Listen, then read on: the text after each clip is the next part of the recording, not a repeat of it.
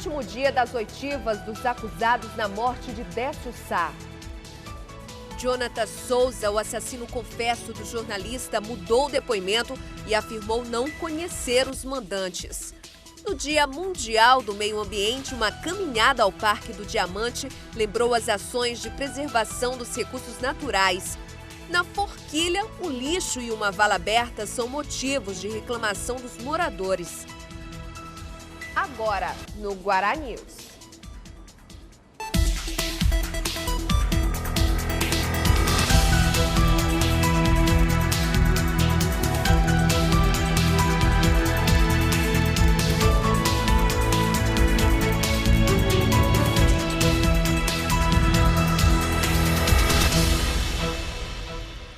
Boa tarde. Chega hoje ao último dia as oitivas dos acusados de envolvimento na morte de Décio Sá. Ontem, 3 acusados prestaram depoimento e hoje foi a vez de Jonathan Souza, assassino confesso da morte do jornalista, que confirmou que recebeu R$15 mil de Júnior Bolinha para cometer o crime, mas disse não ter certeza dos mandantes. O segundo depoimento desta terça-feira foi do ex-subcomandante do Batalhão de Choque da Polícia Militar, Fábio Aurélio Saraiva Silva, o Fábio Capita. No depoimento, Fábio Capita disse não ter fornecido a arma que matou o jornalista Décio Sá em abril do ano passado. Negou também qualquer envolvimento com o crime.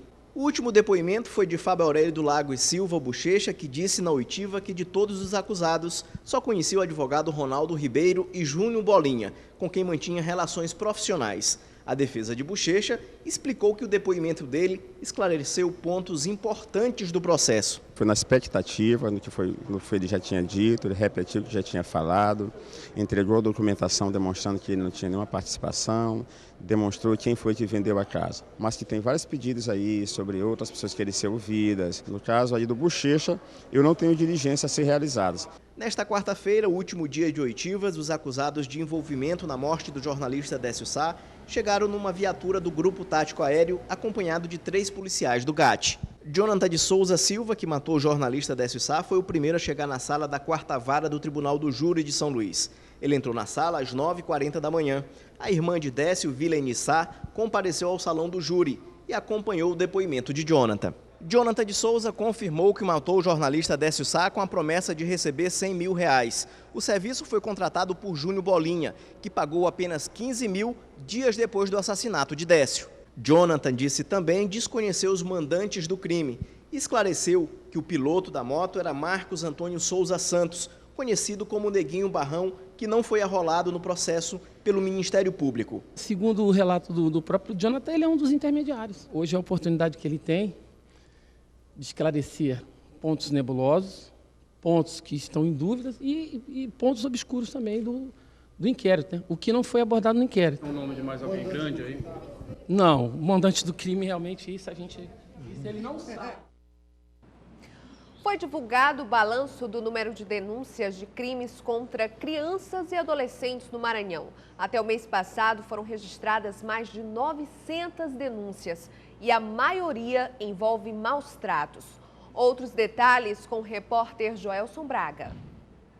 Olá, estou aqui na central do Disque Denúncia para fazer um balanço das atividades nos 5 primeiros meses de 2013. Das 100 ligações diárias recebidas aqui por esse pessoal, 15% estão relacionadas à violência doméstica. Eu converso aqui com a Odaísa Guedelha, que ela é gerente do Núcleo de Violência Doméstica. 15% de denúncias referentes a violências contra crianças e adolescentes. É grande esse número e se a gente formos comparar, na verdade, com 2012, cresceu, diminuiu, o que ocorreu? Isso. O Núcleo de Violência Doméstica tem percebido que esse número de crimes contra criança e adolescente tem crescido a cada ano. Para mim, e análises que foram feitas demonstram a inconformidade da população em relação a esse tipo de crime, porque pessoas dentro do ambiente doméstico que são consideradas e devem cuidar das suas crianças estão agredindo, estão cometendo maus tratos físicos, psicológicos, estupro e outros tipos de crimes. A pessoa que quer denunciar, qual o procedimento, como ela deve fazer? Certo, as pessoas muitas vezes não querem se intrometer na vida doméstica, familiar do vizinho. Mas deve-se entender que o ambiente com violência é caso de saúde pública, então pode sim fazer a denúncia. E o canal para fazer a denúncia é o Disque Denúncia Maranhão, através do número 3223-5800, que funciona 24 horas. A identidade do denunciante é totalmente preservada. Ok, obrigado. Só para confirmar, as denúncias podem ser feitas a qualquer hora do dia. A central funciona 24 horas. Joelson Braga, para o Guará News. Segundo os moradores da Forquilha, uma obra para desobstruir o esgoto não foi concluída e uma vala ficou aberta e está prejudicando a movimentação em um condomínio. O mau cheiro e os riscos de doenças ficaram ainda maiores por conta do acúmulo de lixo. Lixo, buracos, esgoto a céu aberto e um problema sério que há mais de 15 anos vem causando transtornos às mais de 2.000 famílias que vivem nesses condomínios no bairro da Forquilha. É uma loucura. Você está vendo aqui essa vala que nunca foi ajeitada.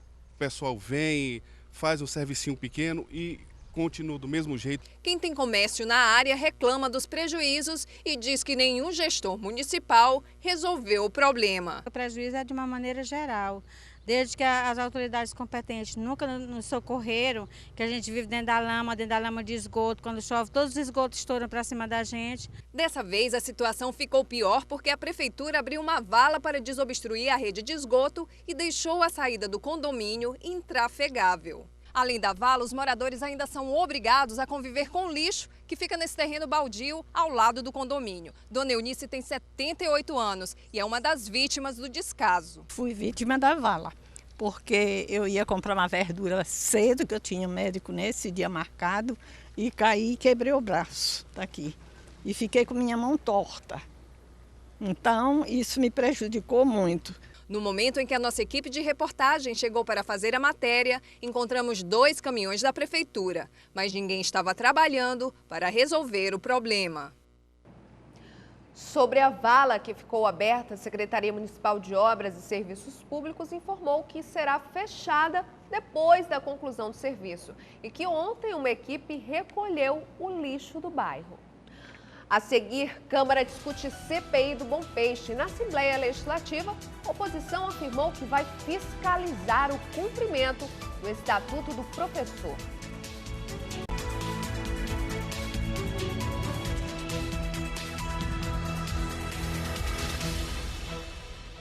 O Estatuto do Educador, que já está na Assembleia Legislativa para votação, foi discutida pelos parlamentares. A oposição disse que vai fiscalizar o cumprimento do novo estatuto.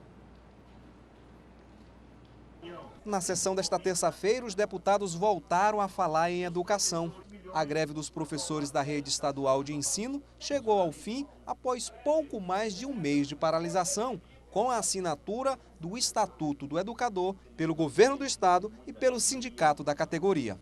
A elaboração do Estatuto do Educador começou em 2009 e foi feita com a participação de diretores do sindicato e de técnicos do governo. Entre as novidades do documento, traz a possibilidade de os novos concursos públicos oferecerem jornada de trabalho de 40 horas semanais, assegurando a proporcionalidade das remunerações. Uma conquista, segundo o deputado governista Magno Bacelar. A categoria foi amplamente beneficiada dentro desse Estatuto de Magistério, portanto, os professores vão se sentir muito mais estimulados, porque terão os seus direitos reconhecidos com o retorno financeiro dentro daquilo que realmente era reivindicado. Mas para os parlamentares da oposição, a preocupação agora é se o governo irá cumprir o que foi acordado. Que cumpra a lei e vamos continuar cobrando. Infelizmente, o precedente do governo com relação a cumprir compromisso não é bom. Por isso mesmo, é essencial esse acompanhamento e essa cobrança por parte da sociedade e da Assembleia Legislativa. Dos 443 grupos que se inscreveram para participar dos festejos de São João na capital, apenas 209 foram aprovados no processo seletivo da Fundação Municipal de Cultura. Quem não conseguiu entrou com recurso na Justiça. Uma comissão da FUNC está avaliando as regras do edital e a possibilidade de aceitar mais grupos culturais. A Comissão Especial Provisória da Cultura, formada por 7 vereadores, junto a representantes da cultura popular, se reuniram com o presidente da Fundação Municipal de Cultura para discutir o edital de seleção das brincadeiras para o São João 2013. 443 grupos se inscreveram no edital. Destes, apenas 300 estavam aptos para o processo de seleção e foram aprovados no processo, mas apenas 209 foram contemplados. Há uma discussão que envolve a questão do orçamento, de se encontrar formas de ampliar o orçamento do São João, de com isso ampliar a participação dos grupos. Mas há um esforço de encontrar a melhor solução e de garantir a participação das pessoas no São João. Após quase 3 horas de reunião, os vereadores demonstraram estar esperançosos com as deliberações acordadas com a FUNC. Nós demonstramos a carência que está, essas brincadeiras que não conseguiram ser contempladas. Ele vai esperar o recurso aí das brincadeiras que entraram contra o edital, né, para ver o que está acontecendo. Depois vai ver com carinho uma forma e também tem um lado dos vereadores poder contribuir através de suas emendas. Tem uma esperança, uma luz no fim do túnel. Esse impacto financeiro é que vai delimitar quem vai participar do São João ou não. 60 grupos entraram com recurso previsto em edital que foram julgados até a meia-noite desta terça-feira. Após analisar os recursos, a Comissão de Editais da FUNC vai estudar a viabilidade de incluir o maior número de grupos que foram classificados no edital na programação do São João 2013. Eu acho que o prefeito vai se sensibilizar, o secretário, para que todos os representantes de todas as manifestações culturais sejam contempladas. Não só dentro do edital, mas achar um mecanismo também dentro do edital que possa incluir essas outras manifestações que foram também selecionadas e não chegar a essa pontuação, porque só quem perde é a cultura do Maranhão. E o São João vai brilhar, São Pedro vai brilhar e todas as brincadeiras que fazem parte do São João vai brilhar ainda mais nesse São João 2013. No próximo bloco, veja as celebrações do Dia Mundial do Meio Ambiente em São Luís.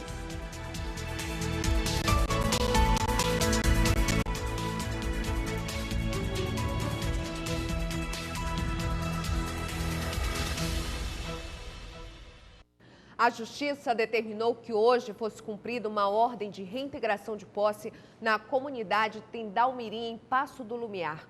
Mas representantes da OAB encontraram possíveis irregularidades no mandado judicial. Por conta disso, a ação de despejo foi suspensa. Nosso direito vem, nosso direito vem, se não vem nosso direito, Logo cedo, centenas de moradores já aguardavam a chegada da polícia na entrada do povoado Tendal. A área indígena centenária ameaçada de ser despejada no município de Passo do Lumiar.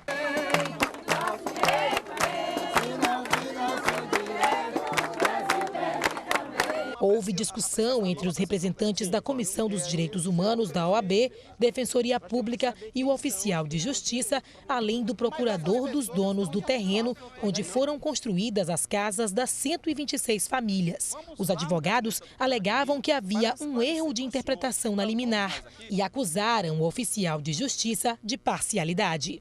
O senhor está cumprindo uma orientação da parte. Não, senhor. Nós precisamos, está sendo claramente parcial. Então, que nós saiamos daqui agora, vamos lá no gabinete da doutora Jaqueline para esclarecer para o senhor e para todos nós aqui, e se estiver correto esse seu imaginário, a gente volta para cá para cumprir do seu lado. Agora, se não tiver correto o seu imaginário, o senhor vai ser representado por ser parcial na sua conduta como profissional. A petição fala de 10 pessoas que teriam invadido o fundo da sede da fazenda e o outro lado da rua, em frente. Não existem 10 pessoas aqui, nunca houve 10 pessoas. Isso foi uma comprovação no processo judicial através de um boletim de ocorrência, falando de fantasmas. Então aqui hoje havia uma operação de reintegração de posse com a polícia militar ameaçando 126 famílias por conta de 10 pessoas que jamais existiram, são 10 fantasmas. E nós aqui estamos com uma séria suspeita de um procedimento absolutamente parcial a favor dos que reivindicam a área, dos autores da ação, um procedimento que tudo indica muito parcial e suspeito do oficial de justiça que veio para cá. O que vai ser feito agora? Olha, nós estamos entrando em contato com a doutora Jaqueline Caracas, porque ela está consciente dessa situação. Aqui está se tentando cumprir além da decisão dela. A decisão dela não fala no que o oficial está tentando cumprir aqui e ele vai ser representado pela Defensoria Pública Estadual perante a Corregedoria do Tribunal de Justiça. Vou voltar ao fórum porque há uma dúvida técnica aqui quanto à individualização das pessoas. Pode acontecer ainda hoje? Pode acontecer, há um risco grave ainda de ter um despejo aqui e em cima de pessoas que sequer foram intimadas e estão se defendendo do processo. O que acontece é a questão de entendimento. Ele interpreta dessa forma, não sei quais as razões. Aconteceu, houve um entendimento diverso, a realidade que nos encontramos não é a realidade que consta nos autos, portanto, vamos levar ao conhecimento da magistrada a situação e submeter a nova apreciação dela em relação à reintegração, se procede ou se suspende. Após o bate-boca, uma comissão seguiu para o Fórum de Passo do Lumiar resolver o problema da interpretação da liminar em uma audiência com a juíza Jaqueline Caracas. Foi levado ao conhecimento do processo um boletim de ocorrência informando que havia 10 novos ocupantes na área de Tendal-Mirim. E isso já foi constatado que não aconteceu. Se essas 10 pessoas iniciaram uma ocupação, elas desistiram. Então resta prejudicado a liminar da juíza. Então não foi claro, definido em que área é essa, não foi definido que área é essa que precisa ser feita essa reintegração. Então vai restar prejudicada a reintegração proposta pela juíza. Após uma longa discussão, a juíza Jaqueline Caracas resolveu suspender a ação de reintegração de posse. Ainda nesta quarta-feira, um novo levantamento deve ser feito para identificar quem são as 10 pessoas invasoras apontadas na liminar. Temporariamente, a juíza resolveu suspender o mandado de reintegração e o oficial de justiça vai retornar à área para identificar uma alegada invasão recente. Que é o que vocês estão alegando que não existe. Que nós estamos contestando, porque o Tendal-Mirim é uma comunidade antiga, ela é uma comunidade do início da colonização aqui na ilha e nós estamos enfaticamente defendendo a presença dessa comunidade lá no seu território de origem. Uma caminhada em São Luís marcou o Dia Internacional do Meio Ambiente. O ponto de chegada foi o Parque do Diamante, conhecido pela vegetação local, mas que também é motivo de reclamação. Segundo os moradores, além da insegurança, ainda não houve a realização de um projeto de revitalização da área. Pode não parecer, mas nós estamos no centro da capital maranhense, aqui no bairro do Diamante. Toda essa área aqui é conhecida como a Quinta do Diamante. E em meio a buritizais, a amendoeiras e a jussareiras, foi que a Prefeitura Municipal da capital resolveu celebrar o Dia Internacional do Meio Ambiente. Essa área, inclusive, passou a ser área de preservação. Nesta data, a vereadora Rose Salles fez uma entrega simbólica do Código do Meio Ambiente do município ao secretário do Meio Ambiente da capital. Durante a entrega, a vereadora lembrou que São Luís é uma das raras capitais brasileiras que não possui o código. Representa muito porque o Código é um conjunto de normas e regulações em torno da questão ambiental, tanto para nortear a política municipal de meio ambiente no município, com toda e qualquer ação ou iniciativa relacionada à questão ambiental pela sociedade em geral, pelas iniciativas privadas. Então, aqui ele vem buscar normatizar as regulações para garantir os ecossistemas, as diferentes floras, faunas que nós tenhamos, para realmente normatizar todas as questões ligadas às áreas verdes, às áreas de preservação. E para celebrar a data, houve desfile pelas ruas do bairro, palhaços, banda de música. E quando se fala que pensar no meio ambiente é se preocupar com as gerações futuras, o Bruno, de 10 anos, já conhece bem essa lição. Para mim, é conscientizar a população a não jogar lixo nas ruas, nas praças e nas florestas. A Prefeitura Municipal tem um projeto para tornar a Quinta do Diamante segura e que possa receber visitantes. Está tendo a proteção do patrimônio municipal que é feita pela Semusc. Nós estamos fazendo as atividades de fortalecimento da unidade de conservação com um plano de manejo. Inclusive estamos buscando recursos em Brasília para esse plano de manejo. Vamos buscar compensações ambientais para regularização fundiária. E fora isso, está tendo uma atividade muito intensa de educação ambiental com a comunidade do entorno. O primeiro ponto que nós tomamos antes da organização aqui foi colocar uma guarda permanente para que ela pudesse justamente evitar outros tipos de intervenções, atividades de usuários, outros tipos de crimes também, que usaram de drogas, outros crimes. Com esse primeiro passo, agora foi feita a limpeza e a gente espera agora estar sempre presente, marcar a presença da Prefeitura para que não haja outros problemas e possamos, sim, executar o projeto que já se encontra pronto e entregue, de uma vez por todas, esse parque à comunidade como um local de referência, de preservação, de atividades e de lazer para a comunidade toda de São Luís, não só daqui da área. Mas alguns moradores andam desconfiados e dizem que várias iniciativas já foram feitas no local e que resultaram em nada. Vou te perguntar um negócio, desculpa, né? Você acredita em político? Acredita? Brincadeira, né, mano?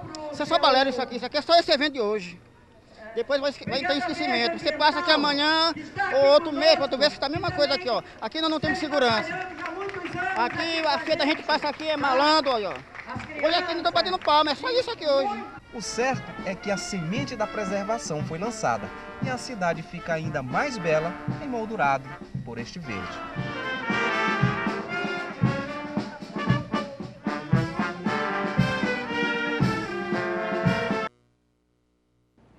E o Guará News termina aqui. Uma ótima tarde para você.